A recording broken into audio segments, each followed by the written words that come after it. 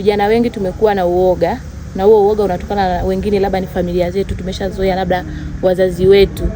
Kwa mfano labda kama mimi na mzee wangu labda ndo mkulima, nikiwa mimi kama kijana na nimeshazoea kama mzee wangu yeye ndo alime, aandae mashamba kila kitu.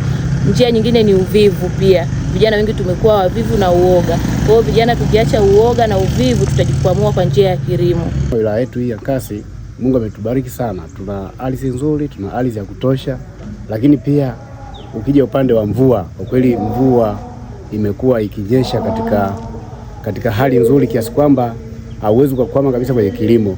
Sasa mgeni rasmi ameongelea swala la vijana kujikwamua kupitia kilimo. Kwa kweli ni kauli nzuri sana, na anatoa wito kwa vijana wa wilaya ya Nkasi wajihusishe sana na kilimo. Kilimo ndo mkombozi wa taifa hili. Lakini ukiangalia wilaya yetu utaona vijana wengi wanaofanikiwa au watu wengi waliofanikiwa wengi wamejihusisha na nini? Na kilimo. Kwa hiyo ni waombe vijana kuliko kukaa vijiweni kusubiria labda ofa, kusubiria neema kutoka kwa watu, basi tujihusishe na kilimo. Lakini pia nitoe wito kwa serikali tuwawezeshe hawa vijana wapate mikopo, waweze kupata nafasi ya kununua mbolea, waweze kupata nafasi ya kununua viuatilifu kwa ajili ya maendeleo ya kilimo chao. Binafsi nimefurahi na usemi wake wa vijana.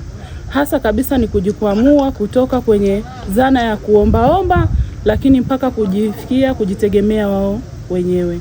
Ninawaomba vijana tuachane na dhana ya kuombaomba, tujiwekeze kwenye kilimo. Lakini pia tuwaombe viongozi wetu ambao wanakuwa kwenye vitengo vya kuwawezesha vijana kwenye ile 10% ya vijana.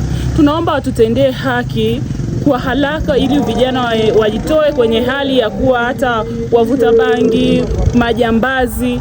Wote tushiriki kuisongesha mbele Tanzania yetu. Wilaya ya Nkasi. Wilaya ya Nkasi ni miongoni mwa wilaya zilizobarikiwa ardhi nzuri na yenye rutuba. Vijana wenzangu, hoja ya msingi hiyo pia ni fursa. Yako maeneo, lakini kwenye hii nchi ukienda huko nadhani maeneo kama ya Babati, wenzetu wa muda wote wanaona mafuriko. Lakini huku kwetu sisi imekuwa ni aghalabu sana kuwa na vitu ya namna hii. Kwa hiyo fursa ya kwanza ni ardhi tulionayo.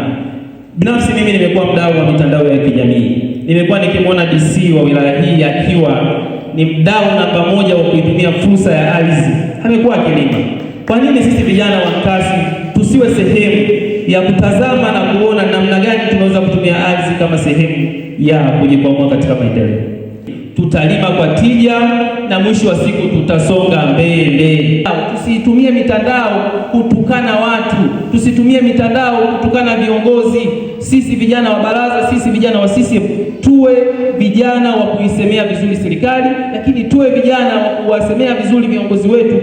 Ili kuwa wa kwanza kupata habari, matukio, michezo na burudani kila siku kutoka Kakwale TV, bofya neno subscribe kisha alama ya kengele. Usikose.